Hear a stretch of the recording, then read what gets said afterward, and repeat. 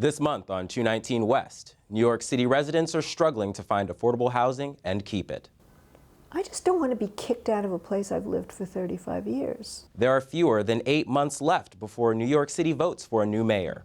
We'll sit down with the host of CUNY TV's City Talk, Doug Muzio, and discuss the issues facing the candidates. The Lower East Side fights against commercialization. Residents are saying no thank heaven for 7-Eleven. A team grows in Brooklyn. The Nets attempt to put their stamp on the borough. These are all what I call virgin fans. They're first-time Brooklyn fans. And art for heart's sake. Lincoln Hospital finds a creative way for patients to pay for services.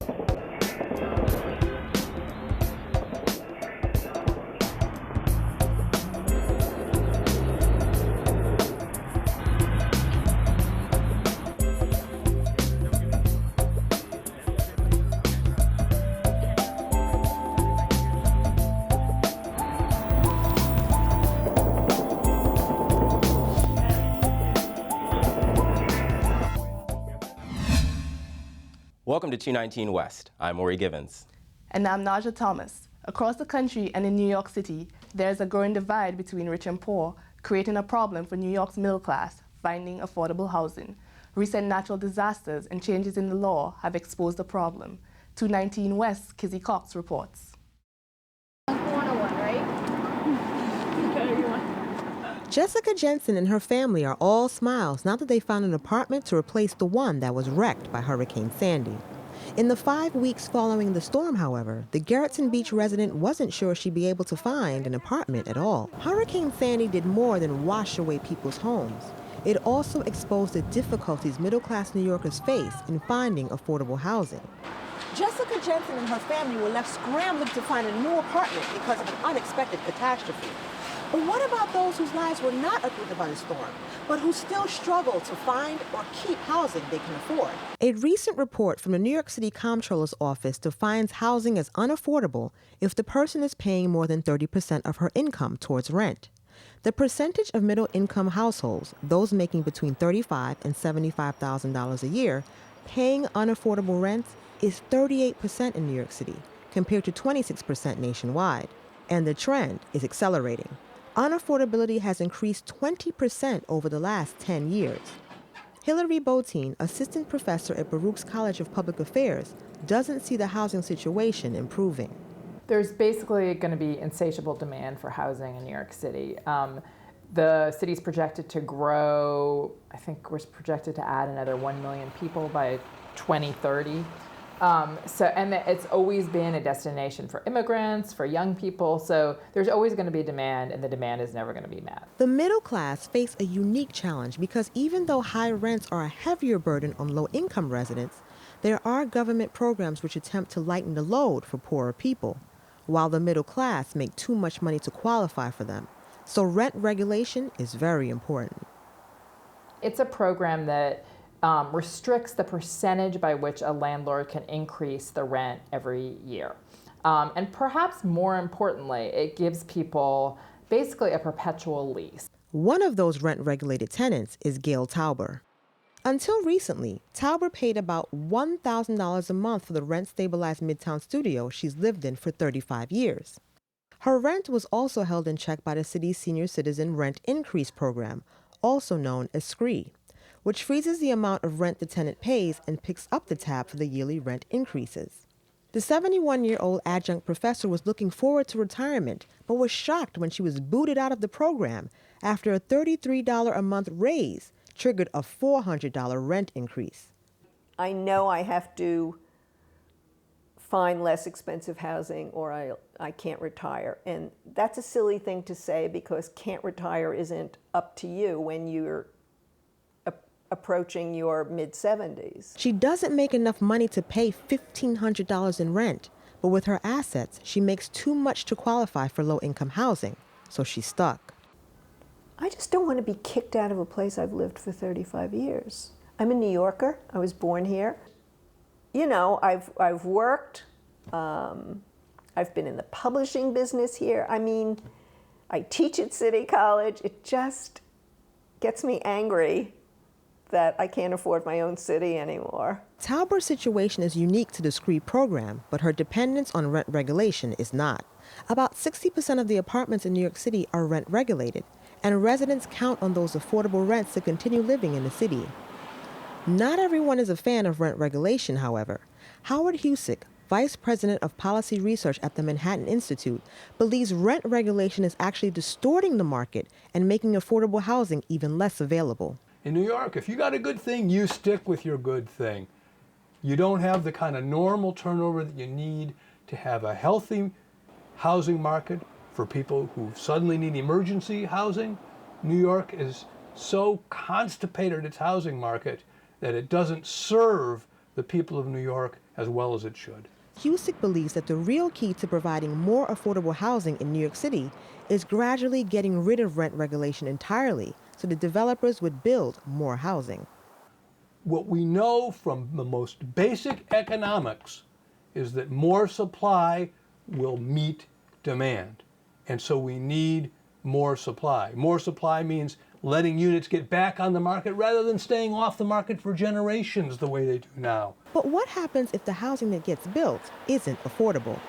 If we got rid of rent regulation, we would see dramatic increases in rents citywide. The problem is the market.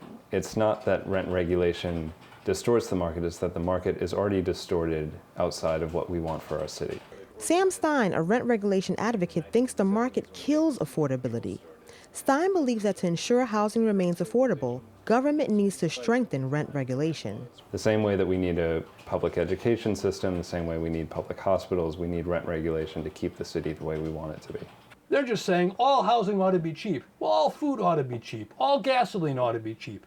Guess what? The world doesn't work that way. Housing advocates are concerned that as more neighborhoods become unaffordable, there won't be any more good neighborhoods in New York City for middle-class people to move to. I was sort of a slow convert to this. I used to always think I don't think the government should be in the business of moderate and middle income housing, but I do, because otherwise we run the risk of becoming a city for very rich people and very poor people, and we need school teachers and cops. Rent regulation also has its limitations, as Botein points out. Units are leaving the rent stabilization program every year. They're leaving faster than they're coming in. Units can be deregulated now in a variety of circumstances. When the rent is over $2,500 and it becomes vacant is the most common way that units leave the programs. So the housing crunch continues. New Yorkers will choose a new mayor later this year. The issue of affordable housing is almost certain to be one of the biggest issues in the campaign. Kizzy Cox, Manhattan. Now we turn to the host of CUNY TV's City Talk, Doug Muzio, to talk about issues like affordable housing the candidates will face in the upcoming election. Doug, thanks so much for joining us. My pleasure. All right, so first off, we were just learning about affordable housing. How do you think affordable housing is going to play into the next election? It's going to place, particularly due to the fact of Sandy, because of the massive dislocations involved, houses being destroyed and not being rebuilt. So affordable housing is going to be an important issue, and it's going to be articulated, for example, by Bill de Blasio. Bill's progressive orientation toward the city and city government obviously demands that he address affordable housing.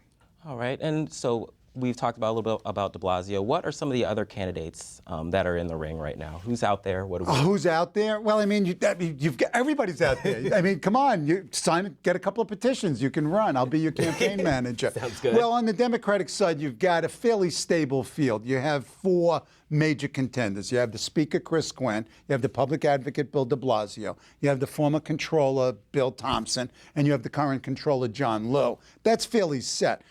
For the first time in a really long time, it looks like you have a truly competitive Republican primary. You've got Joe Lhota, you've got John Catsimatidis, you've got Adolfo Carrion, who's seeking to be allowed to run in the primary. You've got Tom Allen, you've got George McDonald, you've got everybody. I mean, people off the street, they're running, they're going for mayor. All right, definitely. And what do you think those candidates are picking as their major issues? What is on their platform? Well, I mean, that you've heard clearly so far? Bill de Blasio's orientation and his basic message is that the city is two cities. For a long time, we've ignored that second city, the less affluent, the darker skinned, the geographically more isolated, perhaps more segregated element of the population. So, and the labor union. So Bill's is a progressive left constituency. Chris, on the other hand, is probably a center left candidate. Social issues strong. Liberal credentials being sort of critiqued on paid sick leave. She's holding off on it. Probably the preferred Democratic candidate by the business community. So she's leading in the public opinion polls. It's all name recognition, but she's got 37%. I'd rather be in her position than anybody else's. John Liu is a substantial candidate, but he's working under the cloud of this federal investigation. And John has called for the feds to put up or shut up. Clearly, the investigation has dampened the campaign. It's cost money. If the feds, in fact, don't indict and it's public or don't charge in any way, he could be a substantial candidate. And then you've got Bill Thompson, who ran in 2009, narrow loss, not a very aggressive campaigner, underwhelming in 2009, sharpening up his act, becoming more aggressive. That's the Democratic field. Okay, and so we've got a big range of candidates that are out you there do. right now. And then going to on the Republican side, obviously that spectrum increases. Absolutely. Now, what are some of the issues from the voters' perspective that you think we're looking for as voting for the next mayor? You got to look at the polls. The polls almost invariably across demographic and socioeconomic groups. It's jobs in the economy. It's jobs in the economy. It's jobs in the economy. It's crime and public safety, and it's education. Those are the three dominant issues. Then, looking at a second tier of issues, housing would be part of those issues. But again, you're talking about jobs, you're talking about education, and you're talking about public safety as the key issues for all of them. All right, we just got just a little bit under a minute left. There's kind of one big question here regarding finances. Bloomberg put up a lot of his own money to run. $250 million in 3 elections. Wow, that's a lot of money. And the candidates don't have that much clout. So how's it going to change this election? Well, they're all going to be publicly financed. Certainly the Democrats are. So there are caps on expenditures. There are caps on contributions, etc. So it'll be a much more level playing field. In 2001, 2005, and 2009, the playing field was vertical. Mike Bloomberg stood at the top. All right. Well, thank you so much, Doug, for talking to us today. Doug Muzio from CUNY TV City Talk. Nadja, back to you. Oh, thank heaven is a household slogan that 7-Eleven has been using for almost 60 years. But ever since the company announced a very aggressive plan to add 100 more stores in Manhattan, its image to New Yorkers has turned into no thank heaven. Residents in the East Village have been protesting the chain store's presence there. 219 West, Mingling Wang has the story. In Tokyo, Taipei, Hong Kong, and 16 countries all over the world, 7-Eleven is a city phenomenon. But back home in the U.S., the Texas-based company has usually been associated with a very different setting. For Americans, and especially New Yorkers, 7-Eleven is identified as suburban. It's almost like a symbol of suburban character. Suburbia, along with rural areas, hosts the vast majority of the 8,200 stores nationwide. But now cities, including New York City, are the new targets. Already there are 112 stores throughout the city, with many more on the way.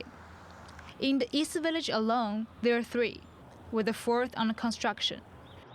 Perhaps not so surprisingly, many residents in this vibrant, diverse, artistic neighborhood are not very happy. People come to the East Village because it's culturally rich. We have a diverse community. You can go to art galleries. You can try all different kinds of food. People don't travel to the East Village to get Slurpees and Big Gulps. And if we just go from, bank to bank and Starbucks and Duane Reade and Rite Aid and 7-Eleven, we could be anywhere if there's nothing special about it. And those places really just kind of rip the special right out of everywhere. There are so many of them. They literally leap into your boat. Yes, I know, it is swamp. Now, a group of East Villagers are not just complaining, they're trying to take action. In January, they launched a No 7-Eleven movement aimed at preventing future stores in the neighborhood. People are very concerned. They're angry. They don't want a 7-Eleven here. They don't want to see New York given over to some huge corporation from Texas that has no New York character whatsoever. Led by Hollander, an East Village resident for 35 years. The group is divided into teams, coordinating to attract as much community attention as possible. No change! They also conduct what they call a bodega walk every 2 weeks to show support for the local grocery stores. They chant slogans. 7-Eleven stinks, 'cause I said it. My bodega gives me credit. Hand out petitions to passerby, and buy stuff at each bodega to show support with action. The 7-Eleven people would not go on camera, but a spokeswoman says 7-Eleven recognizes how strong passions are in the community. We understand and certainly appreciate the strong feelings and care that people have for their neighborhoods. But again, we plan to be a neighborhood store. And remember, what we sell is convenience. Bodegas are typically small grocers, so we believe that they have products that perhaps we don't sell, and we have products that they don't sell, but we absolutely believe we can coexist. The bodega owners do worry about losing business, but for them, it's more than just business. We give them a special price. Whatever it costs $4, we give them $1 less plus a drink and the small chips. So that's for the kids. The bigger ones, they are, like I mentioned, less personal. So you come in and you're a customer, but you're not like someone they recognize by face and name, and they know what you're going to order before you ask them. Here, sometimes I just call in and they tell me what I'm going to order. And when these big businesses come in, they really change the whole character and feel of the neighborhood. And it's really sad. It's sad to lose that. But some customers over at the 7-Eleven do not feel the same way. I grew up always going to 7-Elevens because I grew up in the suburbs in Virginia. So it's like sort of nostalgic for me to walk into a 7-Eleven. After the renovation that they went through, because they didn't used to look like this, they were not very appealing. But now they changed the look, and it's fresh, modern. While the other delis they didn't. They looked the same way for 30 years. And the 7-Eleven people say they can respond on a local level too. The majority of our stores are owned and staffed by local residents. We can adapt products at each store to accommodate local needs. But despite the success of the 7-Elevens that are already open in the East Village, and despite the prospect of more to come, the No 7-Eleven movement is pressing ahead. What is their goal? Our goal is to have community say in our local land use and our local commerce and character. That is our goal. As much as this neighborhood has changed, there is still this feeling that it is a community. It has a community feeling. It has variety. It has some character. People like that. People want to keep that. People don't want to lose that. For 219 West, I'm Manning Huan. Last April, the NBA officially recognized professional basketball's newest franchise, the Brooklyn Nets. In just one day, sales of Brooklyn Nets merchandise doubled the sales of New Jersey Nets gear for the 2011 season. With less than 20 games remaining in Brooklyn's inaugural season, Jonathan Maffei looks into the sustainability of the Nets brand. Bruce Resnick is a 77-year-old native of Canarsie. He has also been a Nets season ticket holder for the last 17 years when the team played in New Jersey. I know for a fact only 10% of the season ticket holders came from New Jersey. That's approximately 400 people. I was told that. But these are all what I call virgin fans. They're first-time Brooklyn fans, and God bless them. They're doing everything to help this team. At the Barclays Center, they call Resnick Mr. Whammy because of his heckling of opposing players as they shoot free throws. He attends virtually every home game with his wife, Judy, and it is undisputable that he is the most dedicated of Brooklyn fans. I am a Nets fan, but I'm a Brooklyn fan first. I go back to the Brooklyn Dodgers. At the beginning of the season, in their new home, the Nets returned the love by playing winning basketball. Now, with less than half of their regular season games left, the Nets are slumping, but still remain in the middle of the pack in the Eastern Conference, with a decent shot at making the playoffs. But in both league standings and in fan affection, the Nets are number 2 behind their crosstown rival in Manhattan. The Knicks been around forever. You know, my father was a Knicks fan, my grandfather was a Knicks fan. Everyone who's been a basketball fan has New York to be on. There's no Nets loyalty. People are now jumping on the bandwagon, but it's hard now because the Knicks are better than the Nets. Maybe it's just the novelty of the Nets' arrival in Brooklyn, but some fans aren't quite sure of their support. Even people who buy and wear Brooklyn Nets merchandise don't necessarily consider themselves loyal to the team. Clothes may make the man, as the saying goes, but they may not always make the fan. Nah, I'm more of a new fan. I'm kind of like a bandwagoner, but I'm a little bit more supportive than a bandwagoner. So I don't know. I'm all New York teams. I never was heavily into basketball. I'm a Rangers fan through and through, Yankees fan through and through. So when Brooklyn popped up and my friends were into basketball, I'm like, why not? I need another team. So even though his store is just a half-court heave away from the Barclays Center, Modell's manager says Nets merchandise enjoys no home court advantage. We've actually been getting a lot of demand from people asking for Knicks merchandise, so we've actually been in communication with our corporate office, so that's why they've increased the amount of New York merchandise, New York Knicks merchandise coming our way. So we've even gotten a couple new styles that just recently came in and then sold out like hotcakes. Knicks gear, which tops the NBA in sales, poses a major threat to the Nets marketing in New York. And according to the NBA, it's not the only one. A local Brooklyn artist who is making alternative Nets gear from his shop in Williamsburg says he had a David vs. Goliath run-in with the NBA. Well, this here is actually my original design that Brooklyn Nets. It came from, I just sketched it on a piece of paper and later refined it. And I put it online for sale on a t-shirt and I think a jersey. And it was up for sale for probably a week or 2 weeks.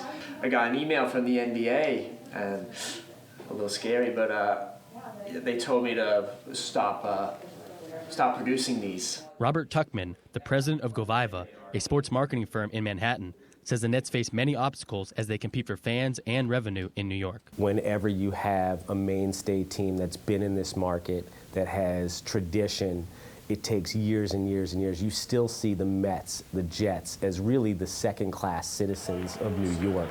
The Brooklyn Nets have sold out just 17 of 33 home games at the Barclays Center. Across the river, the New York Knicks have sold out all 30 home games at Madison Square Garden. At the end of the day, the Knicks have been here a long time. They're the heart of New York in terms of basketball. Television viewing also represents a challenge. The Yes Network, the Nets' local cable station, reports that viewership of their games represents just 1% of metro area households, placing their television ratings in the bottom 6 of NBA markets. The Knicks draw worldwide media attention and consistently sell out games because of the larger-than-life personalities they assembled on their winning team. The Nets, on the other hand, don't play the type of flashy basketball that puts fans in the stands on its own. The funny thing is their whole marketing campaign is about the flash and the sizzle, and they have that on the outside, but on the inside, you know, the guys they have aren't flash. They're all hard-working for the most part and very solid, rebounding defensively, 110% effort. That tells you a lot about the community of Brooklyn and Brooklyn itself, just really gritty. But, you know, when you're trying to sell basketball and sell it all over the world with, you know, what sells is that flash, is the big dunks, the sizzle. Joining us now is Jonathan Murphy, who covers the Nets. So Jonathan, on a game night, what is the Brooklyn Nets fan base like? Well, as reported in the piece, they sell out less than half of their games. But in actuality, that's not necessarily the case. We reported earlier in the year that even the games that they are selling out, they're actually buying up tickets themselves, the organization, and they're leaving empty seats throughout the stadium. So, I mean, that's an interesting way to kind of say that's a sellout. But yeah, the upper bowls are usually full, the cheap seats, but lower towards the court, there's a lot of pockets of empty seats. So what is it going to take to really make this Brooklyn team like how like having a fan base like the Dodgers? Well, winning cures all ills, and it looks like they're going to make the playoffs. They're definitely going to make the playoffs, and they may even play their crosstown rival New York Knicks in the playoffs, maybe even the first round. And if they could beat them, that would be a marquee win that could really catapult this franchise in their inaugural season. But to capture the Dodgers, the essence of the Dodgers, the Dodgers, the games were really cheap tickets, and the Dodgers were Brooklyn. They were gritty, they were tough, and it's going to take a long time before they can really capture that essence. So, do you think that the Nets' marketing and branding strategy alienated Brooklyn residents? Well, Clinton, the artist in my piece, made a really good point. Jay-Z was appointed to, create the logo and the design of the team, and he said, Brooklyn has a really rich arts community with the Pratt Institute, and he thought a really great idea, I thought, was to pit local Brooklyn artists against each other and, come up with a design of their own before the season started. But, they picked Jay-Z. That's part of their, branding strategy to really be hip and, with it. But I think, that would have been a great way to kind of bring the community in and really, flourish in Brooklyn. Okay. Well, thank you for joining us, Jonathan. Thank you. Under Obamacare, all Americans are supposed to have access to affordable health care. Experimenting with programs to provide treatment is a key feature of the new law. In the Bronx, Lincoln Hospital has found a creative way for some patients to pay for their health care. 219 West's Melissa Noel has the story. Art has its place just about everywhere, and when people are sick, a pleasant environment is the best thing you could give them next to their medical care. Art's place for Stacey Ann Ellis is at Lincoln Hospital. She is one of a growing number of New York City artists who provide creative services at the hospital in exchange for health care. The program is called the Lincoln Art Exchange. It provides vital medical care to professional artists who do not have health insurance. And for artists, that's very important because many of us are freelancers and do not have steady health care. Some art jobs, they're just not designed for the length of time it would require to receive health care. For instance, an installer or an art handler or a curator, you're there on the job for maybe a month, maybe a week, and nobody's going to give you a healthcare package for a week. Ellis is a curator and painter whose first assignment was to restore murals in the children's wing of the hospital. Some of the hospital's murals are more than 3 decades old.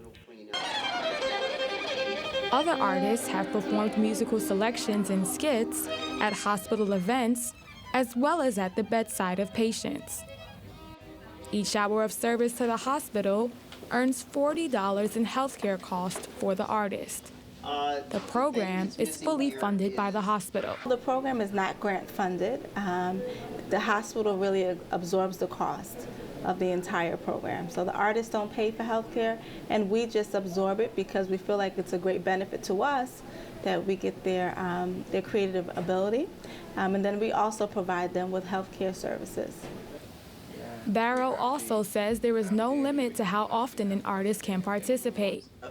Ellis is usually at the hospital as many as 3 times a week. She says the experience is worth every hour.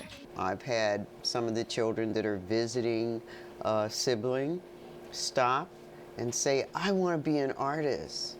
How do you do that? So it may seem like a small thing, but if it's inspiring to someone who is watching, it's well worth the time it takes to say, yeah, you can watch me, or brighten their visit to a hospital, which isn't always a pleasant thing. Lincoln Hospital is one of only 2 New York City hospitals that have implemented this type of program. Since the program began in January of last year, it has enrolled over 40 artists and hopes to continue expanding this healthy exchange. Melissa Noel, The Bronx. That's it for this month's edition of 219 West. I'm Naja Thomas. And I'm Ori Givens. We'll be back next month with more stories from the 5 boroughs and beyond.